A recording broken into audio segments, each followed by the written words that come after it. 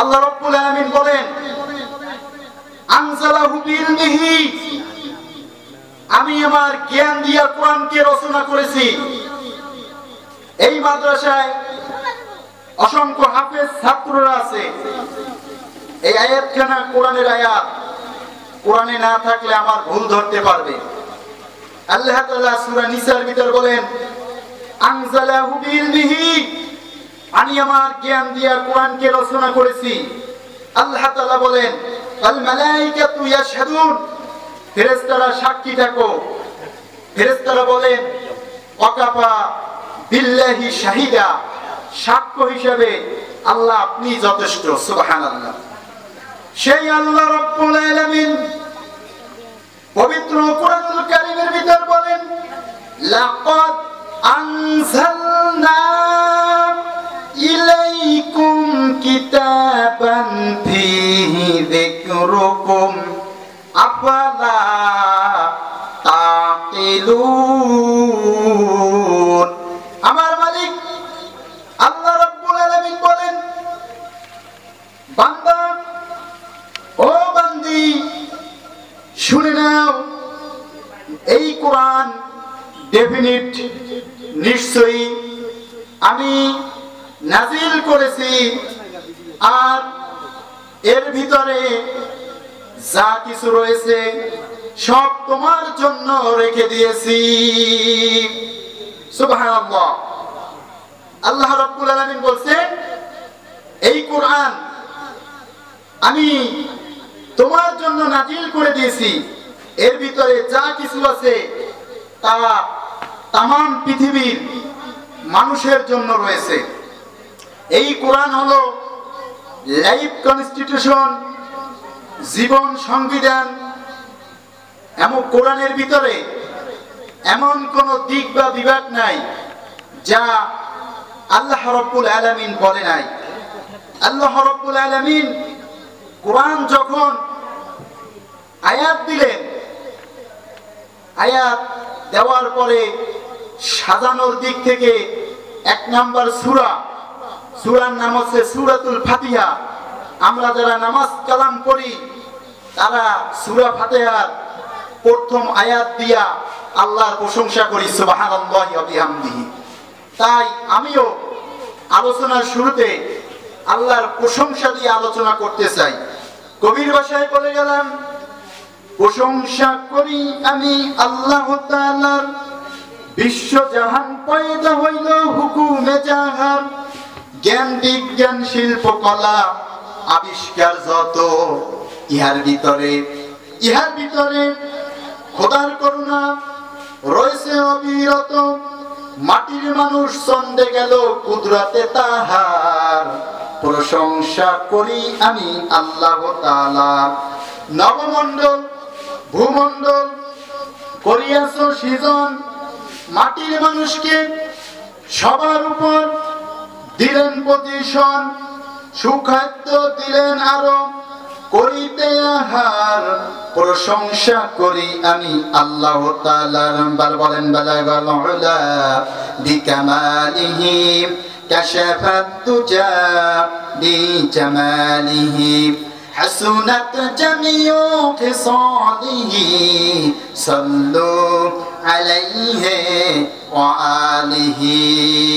বন্ধুগণ আমার, আমাদেরকে সমস্ত কাজবাজ ছেড়ে দিয়া এই রিয়াদুল জান্নায়, বেহেশতের বাগিচায় যারা আসছি তারা কোরআন হাদিস বুঝতে চাই বিদায় এই ময়দানে আগে আগে আসছি। শোনেন, আমি প্রায় মাহফিলে একটা উদাহরণ দিই, তা হচ্ছে মানুষ নামাজ পড়ুক আর না পড়ুক, কিন্তু তারা ভাগেরহাটের ভাষায় বলে তারা জাল দিয়া মাছ মারে, আর বরিশালের ভাষায় বলে তারা মাছ ধরে। নামাজ পড়ুক আর না পড়ুক, মনের ভিতর টার্গেট থাকে জাল খেয়াও দিতে গেলে অবশ্যই আমি মাছ পাবো, ছোটও পেতে পারি, বড়ও পেতে পারি, মাছ নাও পেতে পারি। কিন্তু যে খুব কম সময় জাল দিয়া মাছ মারতে চায় সে কিন্তু বেশি মাছ পায় না, পায় না। আর যে বেশি সময় খালে জাল খাও দেয় সে অনেক মাছ মারতে পারে, ব্যাগ করিয়া মাছ মারিয়া শ্বশুর বাড়িও নিতে পারে।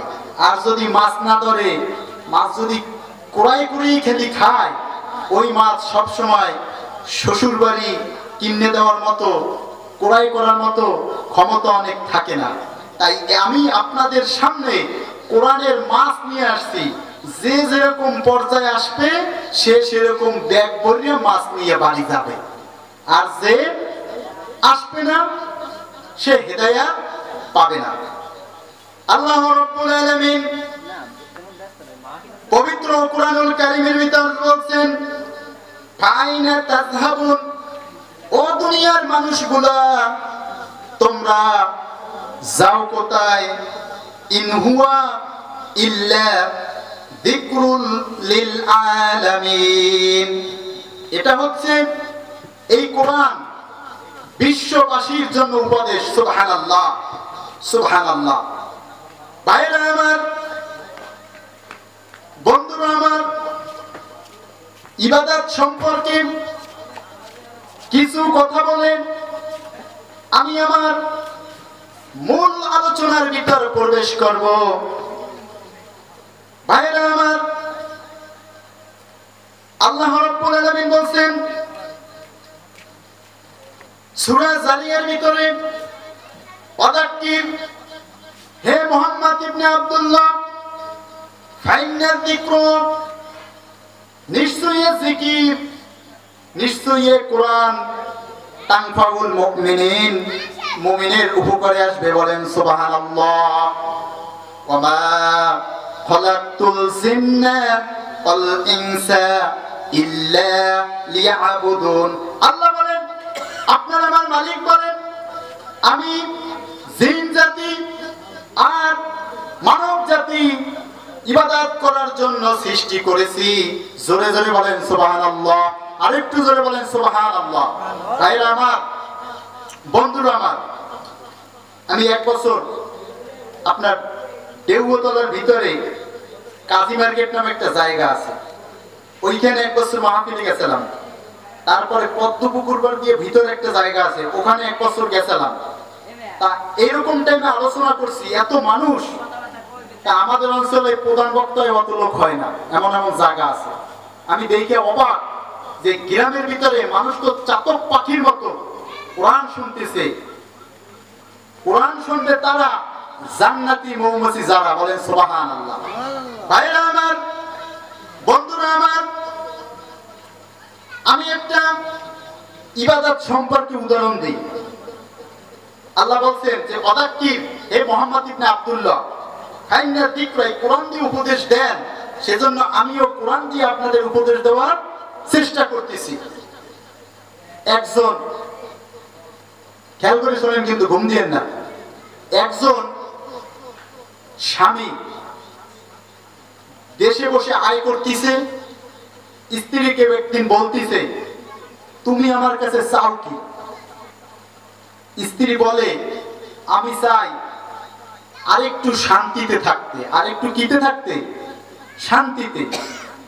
স্বামী এবার বলতেছে, তুমি যদি আরেকটু শান্তিতে থাকতে চাও তাহলে আমাকে তো এই দেশের আয় দিয়া চলবে না, তাহলে আমাকে বাহিরের রাষ্ট্রে যেতে হবে স্ত্রীর সুখের জন্য। এবার স্বামী বাহিরের রাষ্ট্রে চলে গেল। খেয়াল করে শুনবেন, বাহিরের রাষ্ট্রে যাওয়ার পরে এরপরে কিছুদিন বাদে স্ত্রীর সুখের জন্য একটা দালানের বাড়ি করে দিল। এরপরে ইনাই জেনারেটর নাই,